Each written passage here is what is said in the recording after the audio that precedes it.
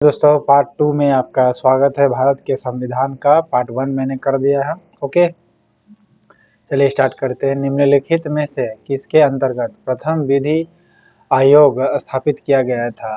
तो 1833 के charter act के जरिए क्या किया गया था? प्रथम विधि आयोग स्थापित किया गया था। ओके, प्रथम विधि आयोग कब स्थापित किया गया था?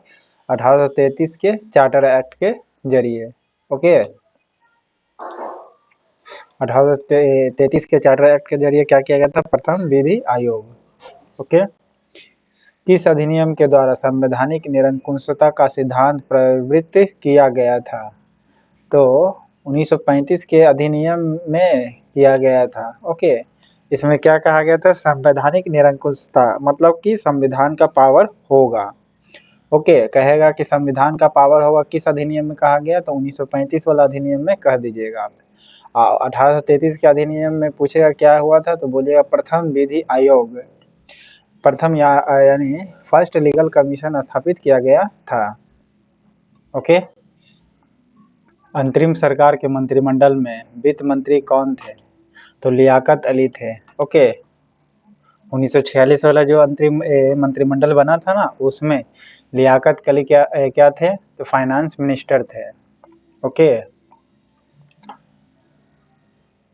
संघीय न्यायालय की व्यवस्था किस अधिनियम में लिया गया था? 1935 के अधिनियम में ये बोला गया था कि संघ क्या न्यायालय होगा, अर्थात ये सुप्रीम कोर्ट का इंडिकेट कर रहा है। ओके, 1935 का अधिनियम में। ओके, भारत में दास प्रथा को विधि विरुद्ध घोषित कर दिया गया था, यानी नियम के विरुद्ध क्या कर दिया गया था? विरुद्ध घोषित कर दिया गया था कि ये नियम के खिलाफ है। तो किस वर्ष इसका उन्मूलन कर दिया गया था? उन्मूलन का मतलब खत्म कर दिया गया था। तो 1843 1843 को दास प्रथा को क्या कर दिया गया था? खत्म कर दिया गया था। कब? 1843 को। आप कमेंट बॉक्स में बताइएगा किसने दास प्रथा को खत्म किया था, क्योंकि ये इंपॉर्टेंट है। ओके, भारतीय संविधान के प्रस्तावना में कितने प्रकार की समानता का वर्णन है? तो 2 प्रकार के समानता का वर्णन है। कितने प्रकार का वर्णन है प्रस्तावना में? याद रखिए, प्रस्तावना कितने प्रकार का समानता का वर्णन है? 2 प्रकार के। ओके, तो कौन से अधिनियम है जिसके द्वारा गवर्नर जनरल की परिषद के विधायी एवं प्रशासनिक कार्यों को अलग कर दिया गया था? तो 1853 के जो प्रशासनिक अधिनियम था, इसके जरिए क्या किया गया था? गवर्नर जनरल की परिषद के विधायी एवं प्रशासनिक कार्य को क्या करता है? अलग कर दिया गया था। ठीक है, 1853 के अधिनियम में क्या बोला गया था? इसमें ये बोला गया था कि गवर्नर जनरल का जो परिषद का विधायी एवं प्रशासनिक कार्य को अलग अलग कर दिया गया था। जैसे आर्टिकल 50 है ना, क्या करती है? सुप्रीम कोर्ट यानी एजुकेटर एंड जुडिशरी दोनों को पावर अलग अलग मिला है अकॉर्डिंग टू कॉन्स्टिट्यूशन। अब प्रैक्टिकल में लिया जाता है कि नहीं, वो आप देखिएगा। ठीक है, लेकिन हाँ, ये शुरुआत हुआ था 1853 को। ओके, इसका भी रिलेशन 50 के से ही मान के चलिएगा, उधर भी 50 ही आर्टिकल है। ओके, लेकिन यहाँ 53 याद रखिएगा। गवर्नर जनरल का जो परिषद होगा, विधायी का और प्रशासनिक, ओके, दोनों को क्या कर दिया गया था? अलग अलग कर दिया गया था। गवर्नर जनरल का परिषद के विधायी एवं प्रशासनिक कार्य, ये दोनों को अलग अलग कर दिया गया, यानी लीगल प्लस एडमिनिस्ट्रेटिव पावर दोनों अलग अलग कर दिया गया था। ओके, अंतरिम सरकार में राष्ट्रमंडल संबंध तथा विदेशी मामलों के सदस्य कौन थे? तो जवाहरलाल नेहरू। ओके, जवाहरलाल नेहरू क्या थे? राष्ट्रमंडल के संबंध तथा विदेशी मामलों के सदस्य थे। ओके, यानी कहने का मतलब एक तरह से कह सकते कि विदेशी मामला को देखेंगे। ओके, यानी इसका मतलब विदेश मंत्री। तो कौन था? जॉन बताइए, जवाहरलाल नेहरू थे। ओके, अंतरिम सरकार राष्ट्रमंडल के संबंध तथा विदेशी मामलों के सदस्य कौन थे? जवाहरलाल नेहरू। आप कमेंट बॉक्स में बताइएगा राष्ट्रमंडल का मतलब क्या होता है। ओके, कंट्री, राष्ट्र और राष्ट्रमंडल, इन तीनों में अंतर बताइएगा। ओके, क्या तीनों सेम है कि अलग अलग है? तो 1853 के अधिनियम में क्या किया गया था? लीगल एंड एडमिनिस्ट्रेटिव पावर को अलग अलग कर दिया गया था 1853 के अधिनियम के जरिए। तो किसका लीगल था? तो गवर्नर जनरल के परिषद का लीगल और एडमिनिस्ट्रेटिव पावर। किस अधिनियम के तहत लोक सेवा आयोग के स्थान पर संघीय लोक सेवा आयोग का गठन किया गया था? तो 1935 के अधिनियम में क्या किया गया था? लोक सेवा आयोग के स्थान पर क्या किया गया था? संघीय लोक सेवा आयोग, यानी इसमें संघ वर्ड लगा दिया गया। ओके, पहले लोक सेवा आयोग था, इसमें क्या कर दिया गया? संघीय लोक सेवा आयोग कर दिया गया। कौन सा अधिनियम? तो 1935 के अधिनियम में। ओके, और लीगल पावर क्या कर दिया गया था गवर्नर जनरल का? 1853 के अधिनियम में क्या कर दिया गया था? लीगल पावर और एडमिनिस्ट्रेटिव पावर। ओके, किस अधिनियम के द्वारा गवर्नर जनरल की कार्यकारिणी परिषद का विस्तार किया गया? तो किस गवर्नर जनरल के कार्यकारी परिषद का विस्तार किया था? कौन सा ऐसा अधिनियम था? तो 1861 के अधिनियम में क्या किया गया था कि गवर्नर जनरल के कार्यकारिणी परिषद का क्या किया गया था? विस्तार किया गया था। ओके, कार्यकारिणी परिषद का विस्तार कर दिया गया था। ओके, तो किसका? गवर्नर जनरल का क्या किया गया था? कार्यकारिणी परिषद के एक्सटेंड कर दिया गया था। कब? 1861 के अधिनियम में। ओके, 1861 के अधिनियम में। अंतरिम सरकार के मंत्रिमंडल में रक्षा मंत्री कौन थे? अंतरिम सरकार के मंत्रिमंडल में रक्षा मंत्री कौन थे? तो सरदार बलदेव सिंह थे। ओके, बलदेव सिंह ये क्या थे? रक्षा मंत्री थे, विदेश मंत्री नहीं, रक्षा मंत्री। कौन? तो सरदार बलदेव सिंह। ओके, रक्षा और स और र दोनों र से पहले स बनता, तो ऐसे याद रख सकते हैं। सरदार बलदेव सिंह, सरदार वल्लभ भाई पटेल नहीं, सरदार बलदेव सिंह। ये अंतरिम सरकार में थे। पर लियाकत अली क्या थे? अंतरिम सरकार में फाइनेंस मिनिस्टर थे। ओके, जॉन मथाई के बारे में आप लिखिएगा। किस एक्ट के तहत बनने वाले प्रथम governor general Lord Warren Hastings थे? 1773 के एक्ट के जरिए प्रथम गवर्नर जनरल बने थे। ओके, प्रथम गवर्नर जनरल वारेन हेस्टिंग बने थे। ओके, क्या बने थे? वारेन हेस्टिंग बने थे। क्या बने थे? पहले गवर्नर जनरल बने थे प्रथम। लॉर्ड हेस्टिंग नहीं, वारेन हेस्टिंग। ओके, पुनर्गठन के फल स्वरूप वर्ष 1947 में संविधान सभा के सदस्यों की संख्या कितनी रह गई थी? 299। फिर से सुनिएगा, पुनर्गठन जब हो गया उसके स्वरूप 1947 में संविधान सभा के सदस्यों की संख्या कितनी रह गई थी? तो 299 रह गई थी। 389 करना था, लेकिन पुनर्गठन कर दिया गया क्योंकि मुस्लिम लीग तो शामिल हुआ नहीं था। ओके, तो मुस्लिम लीग शामिल नहीं हुआ तो पुनर्गठन हुआ, तो 299 सदस्य हो गए थे।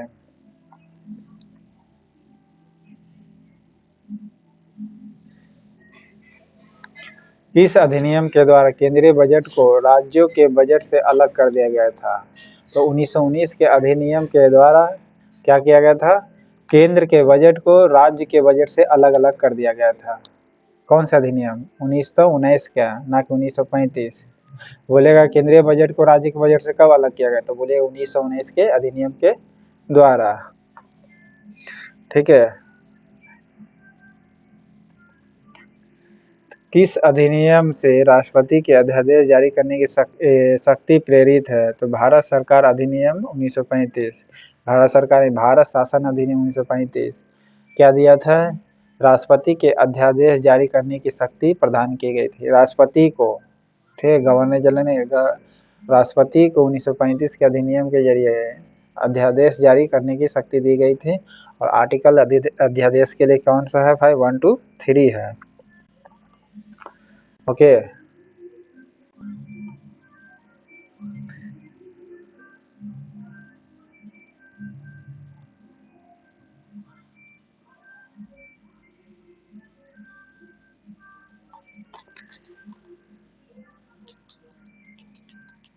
भाषाई आधार पर राज्यों के पुनर्गठन की सिफारिश मोंटफोर्ट रिपोर्ट द्वारा की गई थी। सबसे पहले तो यही पूछे कौन सा रिपोर्ट के द्वारा किया गया था राज्यों के पुनर्गठन, तो बोलेगा मोंटफोर्ट रिपोर्ट। ओके, इसी के द्वारा की गई थी। कब भैया? तो 1918 का।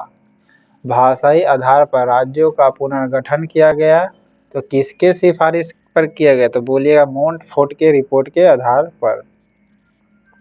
ओके, फिर पूछेगा सांप्रदायिक निर्वाचन पद्धति का विस्तार किस अधिनियम में हुआ था? तो 1935 के अधिनियम में क्या हुआ था कि सांप्रदायिक निर्वाचन पद्धति का विस्तार किया गया था। विस्तार बोल रहा है, सांप्रदायिक निर्वाचन पद्धति का शुरुआत नहीं बल्कि विस्तार। ओके, विस्तार के बारे में बोलेगा तब बोलेगा 1935 का अधिनियम। ओके, तो सांप्रदायिक निर्वाचन की पद्धति कब प्रारंभ कर दी गई थी? तो आपको पता है 1909 के अधिनियम के द्वारा। लेकिन विस्तार कब किया गया था? 1935 के अधिनियम के द्वारा। राज्यों के पुनर्गठन किसके सिफारिश पर किया गया था? तो मोंटफोर्ट रिपोर्ट के आधार पर। कब भैया? तो 1918 को। ओके,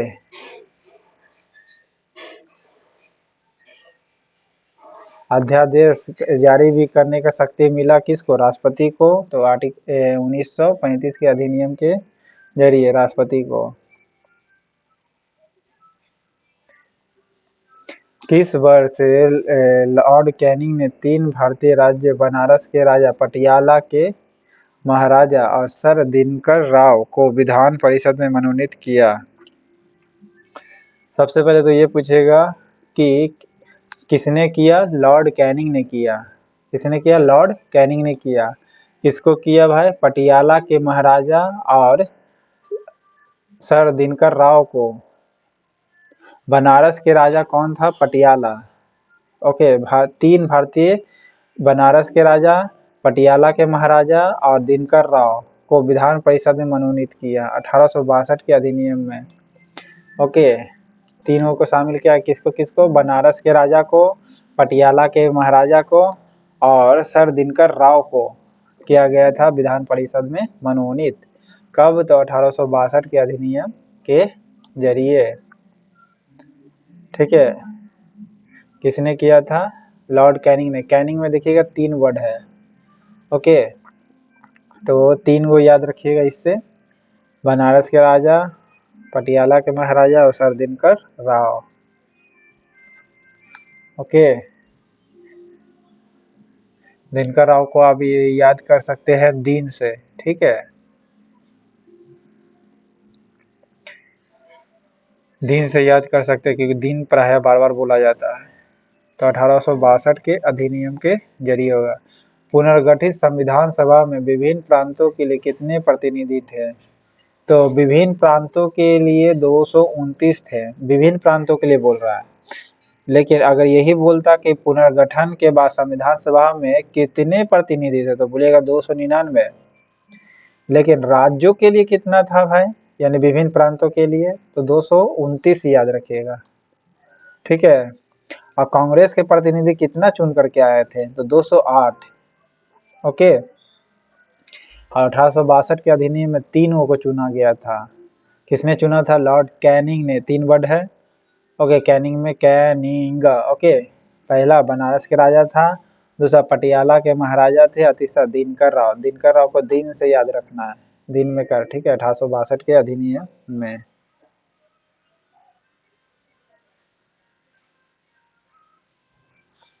42वें संविधान संशोधन अधिनियम द्वारा भारतीय संविधान की प्रस्तावना में निम्नलिखित में से नए शब्द जोड़ा गया था। तो कौन कौन सा शब्द जोड़ा गया था? समाजवाद, पंथनिरपेक्षता और अखंडता। ये 42वें संविधान संशोधन के द्वारा जोड़ा गया था। समाजवाद, पंथनिरपेक्ष और अखंडता, ये 3 को जोड़ा गया था। ओके, समाजवाद, पंथनिरपेक्ष और अखंडता ये 42वें संविधान संशोधन अधिनियम के द्वारा जोड़ा गया था।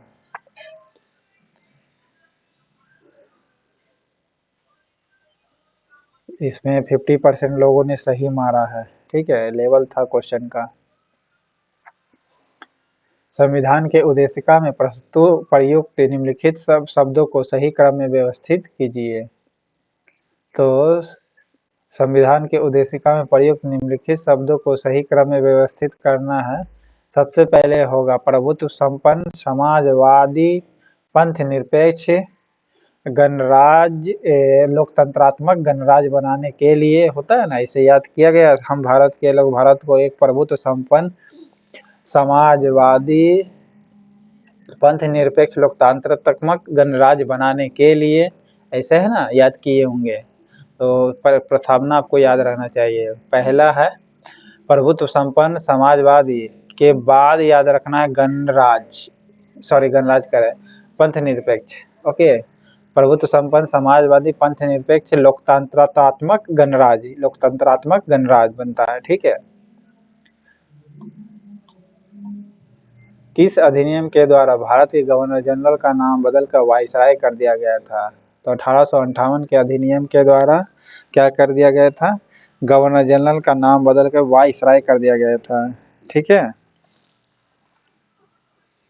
पहले गवर्नर था, फिर बंगाल का गवर्नर जनरल हुआ, फिर गवर्नर जनरल हुआ, फिर उसके बाद वाइसराय, भारत का गवर्नर हुआ, फिर उसके बाद वाइसराय हुआ। ठीक है। तो चौथा नाम था वाइसराय। अब फिर क्या कर दिया गया था? तीसरे नाम पर चले गया, गवर्नर जनरल। ठीक है। 1858 के अधिनियम के द्वारा 1858 के अधिनियम में यही किया गया था कि नाम बदल दिया गया था गवर्नर जनरल से वाइसराय। ओके, लेकिन भारत के गवर्नर जनरल से वाइसराय किया गया। ओके, और इसी समय मुगल पद भी समाप्त कर दिया गया था।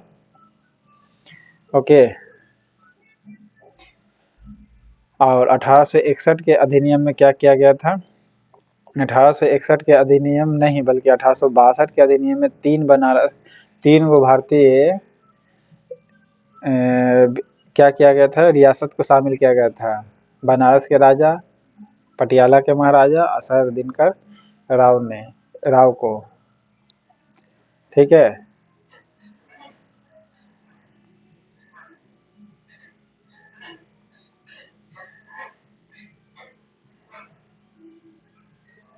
संविधान सभा की प्रथम बैठक कहाँ हुई थी? दिल्ली में हुई थी। ओके, संविधान सभा की प्रथम बैठक कहाँ हुई थी? दिल्ली में हुई थी। ओके, संविधान सभा की प्रथम बैठक कहाँ हुई थी? दिल्ली में हुई थी। ओके, जना गण मन वंदे मातरम कलकत्ता अधिवेशन में गाया गया था, लेकिन दोनों का साल अलग अलग था। आप ये बताइएगा कौन से साल में? ठीक है। लाहौर अधिवेशन में कौन अध्यक्ष थे? ये कमेंट में बॉक्स में आप बताइएगा।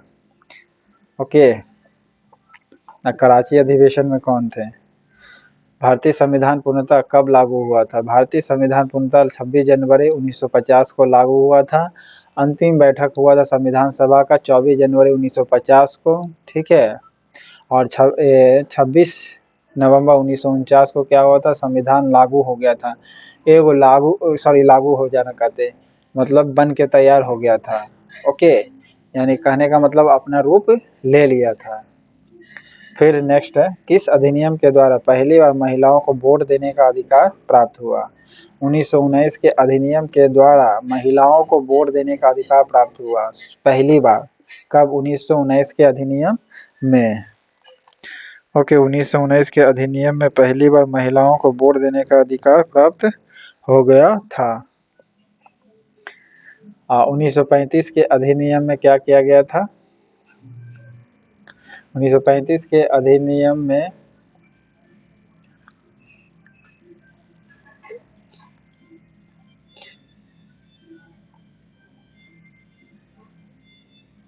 मतलब 1935 के भी अधिनियम में मैंने बताया था। क्या बताया थे? 1935 के अधिनियम में यही था कि 1835 ये क्या कहा जाता है, भारत शासन अधिनियम में राष्ट्रपति को अध्यादेश जारी करने का शक्ति प्राप्त हो गया था। और 1919 का जो अधिनियम था, क्या किया गया था? केंद्रीय बजट से राज्यों के बजट को अलग अलग कर दिया गया था। कौन सा? 1919 के अधिनियम से। ओके, 1920 कहते हैं ना, 1920, ये यानी दोनों को अलग अलग कर दिया गया था। डॉक्टर राजेंद्र प्रसाद संविधान सभा के अस्थायी अध्यक्ष कब निर्वाचित हुए थे? तो 11 दिसंबर को निर्वाचित हो गए थे 1946 को, और 9 दिसंबर को अस्थायी अध्यक्ष सच्चिदानंद सिन्हा चुनाए थे, ठीक 2 दिन बाद। ओके।